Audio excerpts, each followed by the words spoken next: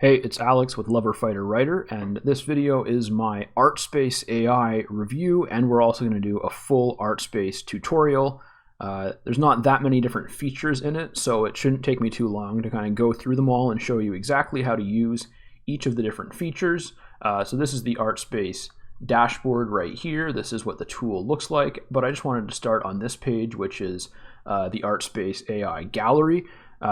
And just full disclosure, I am an affiliate for this product, so if you want to check it out and potentially consider getting the lifetime deal, which is still ongoing, I do have an affiliate link down in the description. If you click on that and you feel like trying it out, then I will get a commission.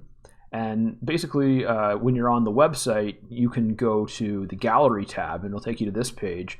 And this is just a gallery of user-submitted art created with ArtSpace AI that people have created using these different prompts. You can see when I hover over each image, it shows the prompt that they used to generate it.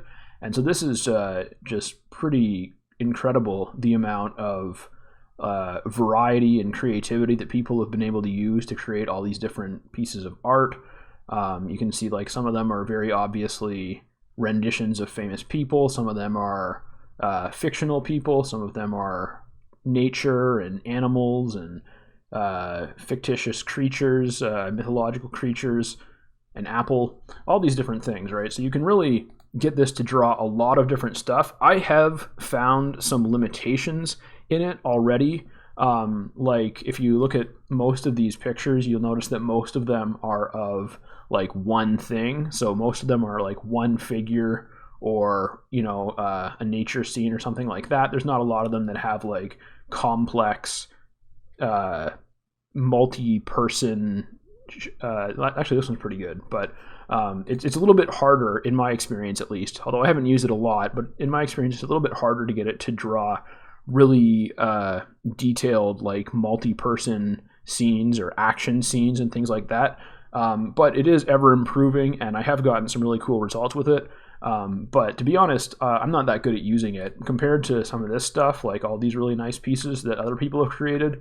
The stuff I've created is not nearly as impressive, but I haven't been using it that much, and I'm really just not a very artistically minded person. So I think that the more I continue to work with it, the better it's going to get. Anyways, so basically in ArtSpace, there are three modes. So we're going to start up here in the top right corner. Drawing is, of course, the main mode. That is the one that you use to create a piece of art. And then we also have inpainting, which is something that you can use to kind of edit or change parts of a picture once it's been generated. And then we have outpainting, which you can use to expand an image that you've created. So we're just going to start with drawing. I'm going to go through the rest of it.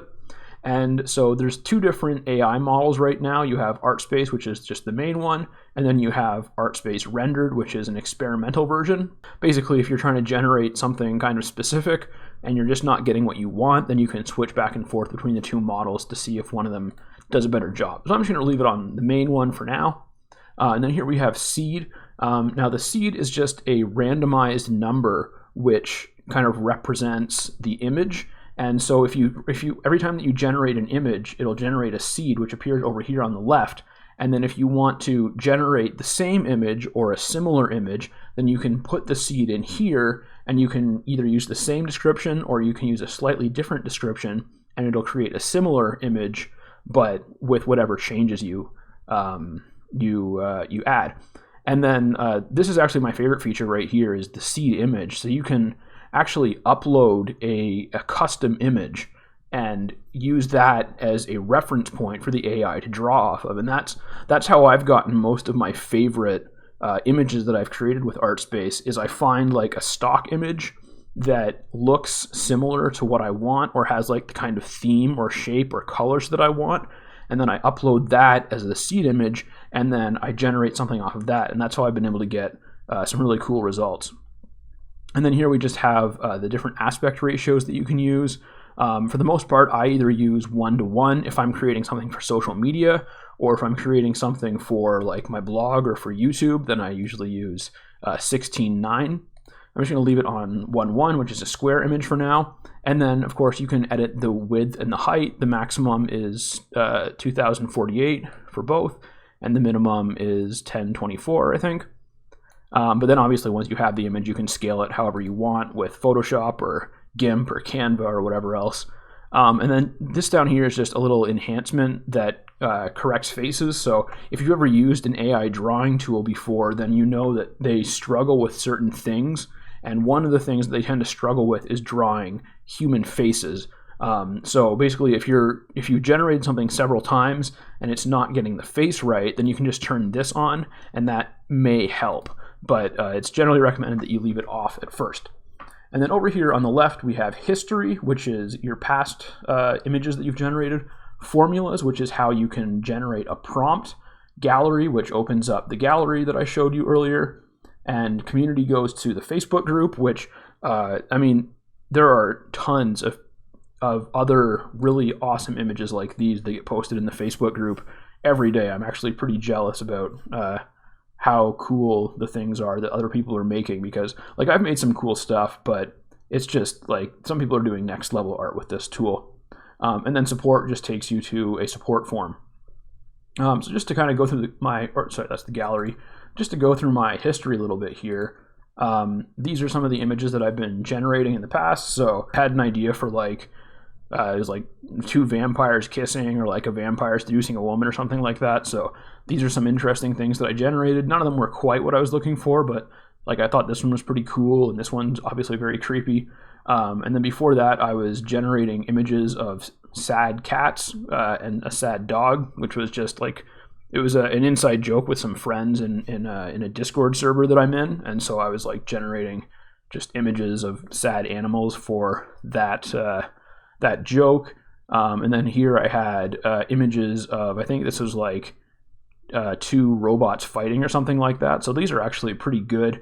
But like I said, it's hard to, so you can see all the different times that I generated this type of thing, because like I was saying earlier, it's harder to get good images generated that feature multiple characters, and it's even harder when they're doing like some sort of an action scene. But even so, I think that some of these are pretty nice. And anyways, before that, this one right here, I made this for a meme that I made. It was like a meme about ChatGPT being creepy or something. Can't remember exactly what it was, but I used this as part of a meme. And then this was like, this is one that I generated off of a stock image. I got a stock image of a woman doing yoga, and then I uploaded the stock image as the seed image, and I was able to generate these types of things. This was some drawings of a money tree that I created, because I was thinking about making a meme that had something to do with a money tree, so I was just generating those images. So those are just some examples of what I've generated. The history doesn't go back very far. I've done a lot more than this, but it only remembers so much. And so I'm just going to close that. And then, so the kind of the most important thing, I guess, at least for generating images from scratch, is the formulas. So like you can write whatever you want here. So for example, I can just write something like cat wearing a fedora in a old-timey pub. I don't know how well this will do, but we'll just hit the magic button here and see what happens. So I'm really not sure how this is going to turn out. It's just a very simple command, obviously. It doesn't have a lot of detail, so it might be good, it might not. But since I'm not going for anything really specific here, it's probably not going to be bad. So that's pretty good. So here, it's not actually a fedora. It looks more like well, it could be a fedora at like a weird angle, but it looks more like some sort of like a top hat or something that's been sat on a couple times. But anyway, so we've got quite clearly a cat in a fedora in an old-timey pub. So now I could add to this, or I could edit it, or I could do whatever I want. Or actually, this is a good one to show outpainting on. So if I come up here to drawing and I switch to outpainting, now I have this arrow, and I can, whichever direction the arrow is pointing in is the direction that it will expand the image when I hit the magic button. So if I want it to draw the rest of the cat's hat, then I can put the arrow pointing up and hit the magic button, and now it's going to redraw the image using the original image as the seed, and it's going to expand the image upward, just kind of based on the logical extension of what was already there. And so if it works properly, then it should basically have the exact same image as before, but it's going to be taller, and it's going to hopefully include the cat's entire hat, and it'll be kind of a more complete picture. Oh, there we go. So it zoomed out a little bit, which is interesting. It doesn't normally do that, but it zoomed out a little bit, and it expanded upwards. It finished the hat, and so now we have this image. And so like I said, so you can see over here we have the seed, and the download will expire in this amount of time, although you can always go into your history and recover something. So like if I wanted to recover this image, I would just have to hit recover and it would bring it back. But I'm just going to leave that. And then, so if I go back to drawing, and if I click on this little seed thing that says apply seed right here, it'll pop it over here. And then it'll use that seed as a reference point going forward. And then here I can hit the star, which will add this to the gallery. I can hit this button to upload it to a cloud service, and I can hit this button to erase it and clear the canvas. So if I wanted to change this a little bit, then let's see what's some things that I could do. Let's just do a little bit of inpainting really quickly so I can show you how this works.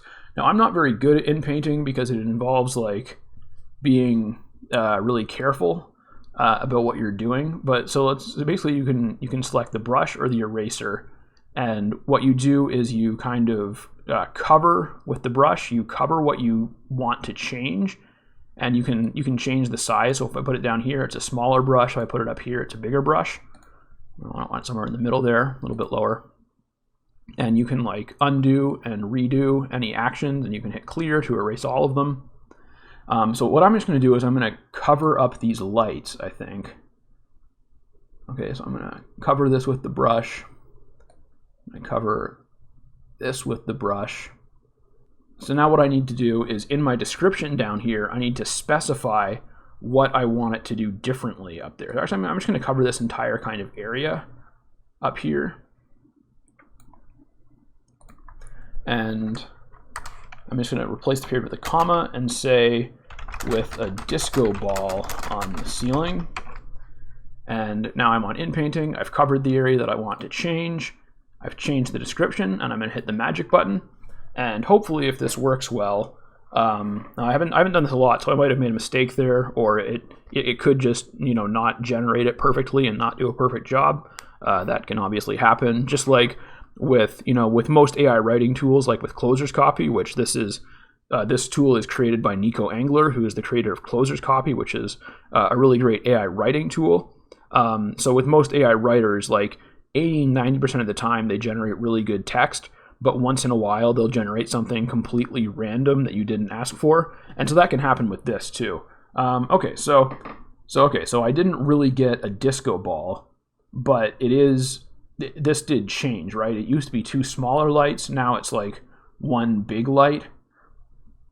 And so if I switch to the eraser, then I could go over this.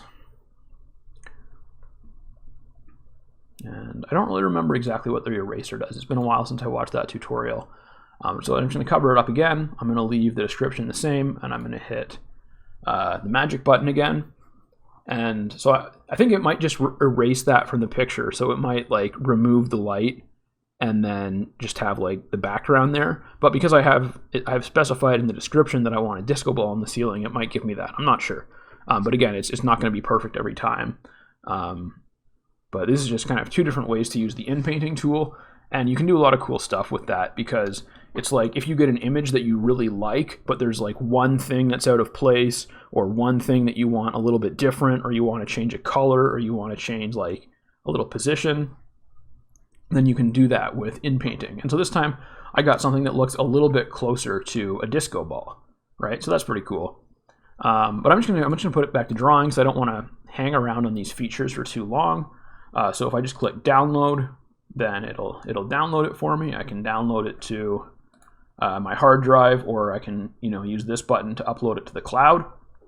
And now I'm going to go to the formulas section here, which is what you can use to generate like really detailed, intelligent types of prompts for the AI art tool. So basically, you would start up here, and let's see, what else could we do?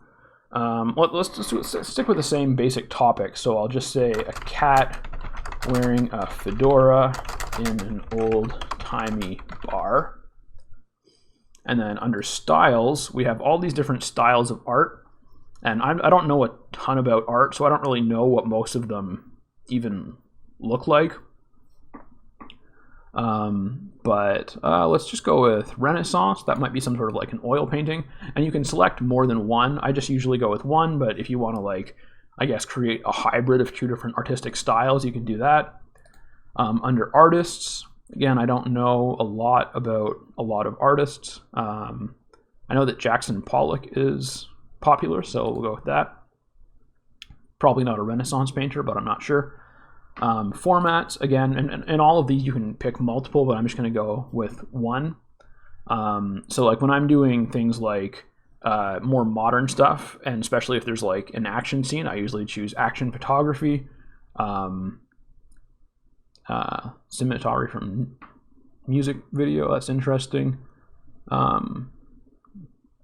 Let's go with, I want some sort of painting, I think, because yeah, so I'm just going to go with painting because this is supposed to be like a Jackson Pollock Renaissance painting. Although, again, I don't know if Jackson Pollock was a Renaissance painter. I'm guessing probably not. But and then we can choose all these different things down here. I think I'm just going to go with very beautiful for this one. And this is a place where a lot of people will use multiple things. We could go like 4K resolution as well.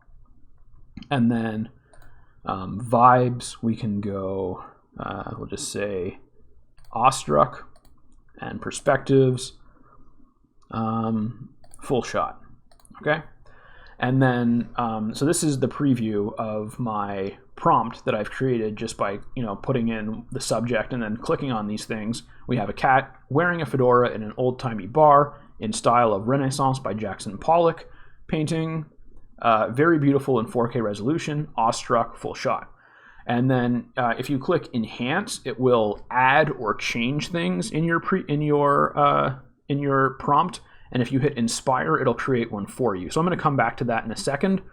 For now, I'm just going to hit apply to move it down here. And then I'm going to hit the magic button and it will generate something for me. So I really have no idea what this is going to look like because I am not an expert on Jackson Pollock art or on Renaissance paintings. So I really don't know what to expect from this, but if it's a cat wearing a fedora, then it's, wow, that's really cool. And that's actually that looks a lot more like a fedora. It actually is a fedora. It's got, the signature dimples and the band and the right shape and everything. You even got like some sort of a feather coming out of the top. And I guess this is like the way the background is done like that and kind of like the artistic swirls and everything. I'm guessing that's probably something that Jackson Pollock is known for. And the cat's even wearing a bow tie, so that's quite dapper. So I'm just going to download this one because that's really cool. All right, so that is just a quick overview of how you can use the formulas. And then let's go back to this again, and I'm just going to say inspire. So again, this is going to create something for me. So it keeps my subject, but it changed all of these. So now we have a cat wearing a fedora in an old-timey bar, impressionist, fauvism, 2 different artists, 2 different formats, 3 boosters, 2 vibes, and wide angle. So I can hit apply, it'll move it all down there. And then if I just hit this, we'll see how different this ends up. Yeah, so this is obviously a much longer description than I've been using previously. But you can see you can actually make it significantly longer than this. This is only 243 characters out of potential 600, and that is not really a cat. That looks more like a human. So that's interesting. But I mean, I could just generate it again. It would probably come up with something more cat-like. So I'm just going to go back to formulas. And so remember, I got this by hitting inspire. So if I hit inspire again, it'll change all these things. So it just kind of like generated. I'm not sure if it's like random or if it's suggestions based on the subject. But then once you have something here, you can hit enhance. And it'll think for a little bit, and then it'll make additional recommendations. So you can see it added a bunch of extra description down here. So I'm just going to move that in there, and we will hit the magic art button again, and we'll just see what comes up this time. And I think I've covered all of the features. Like I said, it's not like with like Closer's Copy or some other tools that I review and make tutorials for on this channel. There's not a ton of different features to work with, but there are, there's like a decent amount of features, and there's a lot of different ways that you can use them, because I mean, you've got this 600 character description that you can do anything you want with, and then, different ways that you can influence that. So that one's pretty cool too. I'm just going to download that really quickly. And oh, actually, there's one thing I haven't showed yet, which is how to use a seed image, and I want to show that because that is one of my favorite ways to use this software.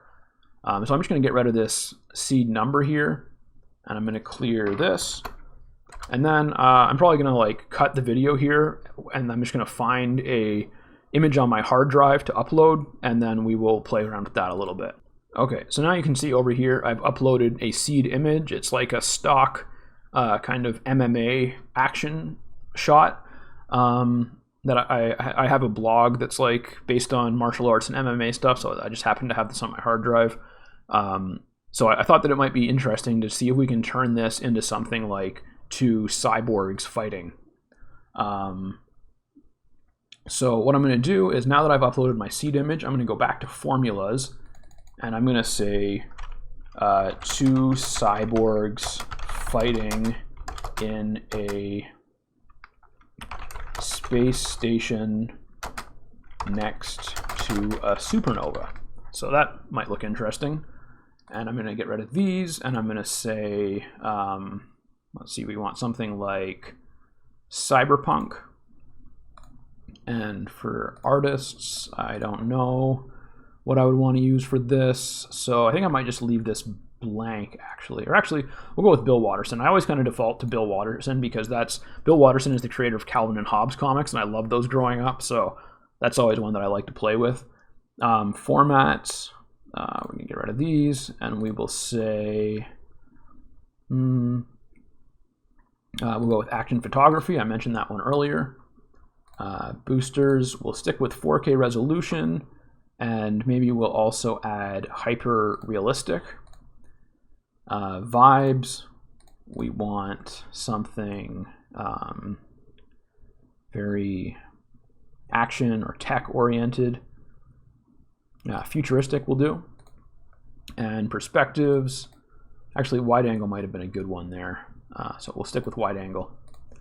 All right, so now we've got that all done, and you can see it's filled this out, and now I can just say apply, fills it in, and I hit the magic button.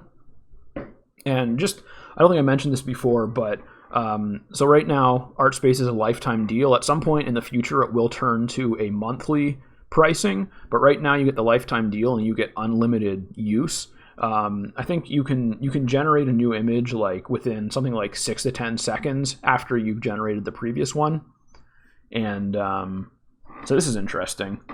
So yeah, this one definitely looks like some sort of cyborg or robot, but it looks like their arms are melded together or something. So AI does a lot of weird things like that. So I'm just going to hit the magic button again, try generating it again. But like I said, yeah, so right now it's an unlimited lifetime deal. You pay once, and then you can use it unlimited times, into perpetuity, with no shortage in sight. So that's really fun. Oh my gosh, what is that? That's not what I'm looking for.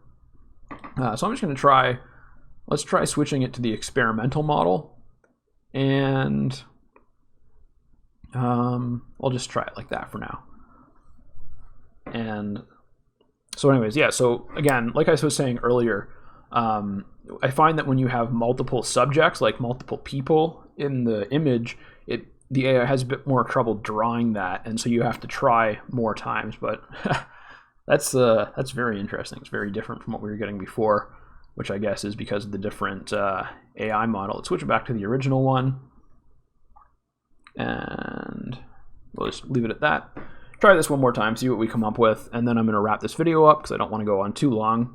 But overall, It's a great tool. I'm finding more and more ways to use it. Like at first I was just kind of using it for little gimmicks and memes here and there, but now I'm starting to find ways to kind of use it for things like blog posts and YouTube thumbnails, and this is just absolutely bizarre looking.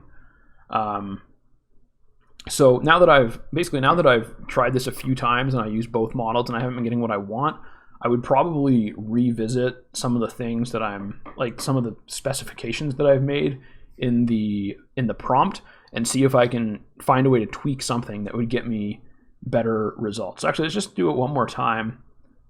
I'm just going to remove Bill Watterson and we'll just generate that again and we'll see if it makes a significant difference, because you never know, it might. Maybe the fact that I'm asking it to draw it in like a juvenile cartoon sense and it's a real image and it's supposed to be cyberpunk and all this stuff, maybe that's throwing it off. So we'll see.